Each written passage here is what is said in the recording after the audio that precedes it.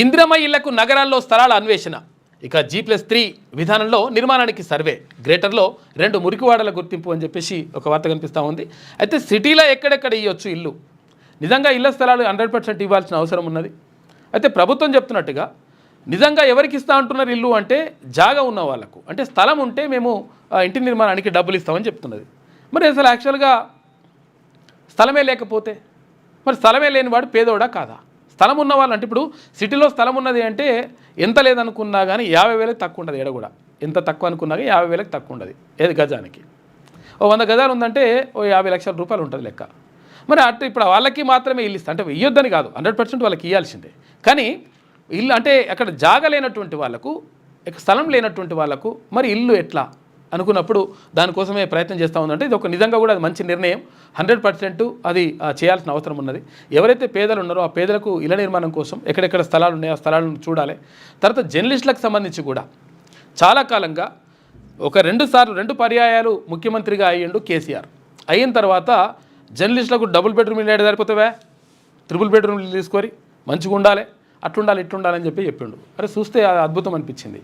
కాకపోతే లాస్ట్కి వస్తే జర్నలిస్టుల ద్వారా అధికారంలోకి వచ్చినటువంటి కేసీఆర్ జర్నలిస్టులను మొత్తం కూడా విస్మరించిండు. కాబట్టి కథమైంది కథ.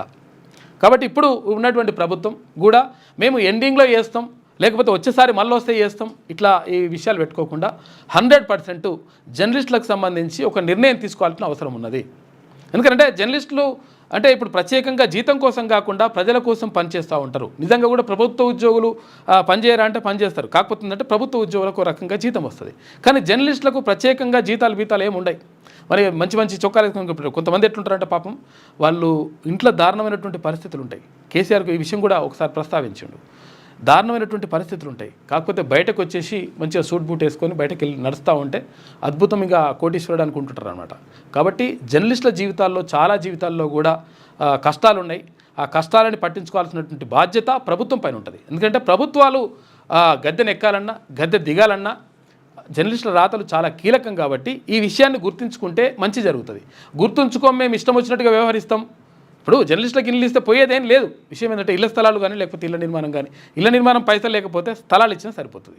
కానీ అది ఇవ్వకుండా మేము చేయము ఇట్లా అంటే కొన్ని చోట్ల జిల్లాలలో ఇస్తున్నారంట. కాకపోతే హైదరాబాద్లో ఉన్నటువంటి వాళ్ళకు కూడా కేటాయిస్తే మంచిగా ఉంటుంది. కాబట్టి అది తీసుకుంటే, అటువంటి నిర్ణయం తీసుకుంటే ఒక ఇల్లు ఇచ్చిండ్రంటే జీవితకాలం గుర్తుపెట్టుకుంటారు. కాబట్టి ప్రభుత్వాలు ఇటువంటి విషయాలపైన ఆలోచన చేస్తే మంచిగా ఉంటుంది. లేటెస్ట్ న్యూస్ తెలుగు మరియు ఇంగ్లీష్ అప్డేట్స్ కోసం ఇప్పుడే క్యూన్యూస్ అఫీషియల్ యాప్ని ప్లేస్టోర్ నుండి డౌన్లోడ్ చేసుకోండి. సరికొత్త సమాచారాల కోసం క్యూన్యూస్ వెబ్సైట్ని ఫాలో అవ్వండి. ఛానల్లో ప్రాంతీయ, జాతీయ, అంతర్జాతీయ వార్తలు వీక్షించండి. లైక్ చేయండి.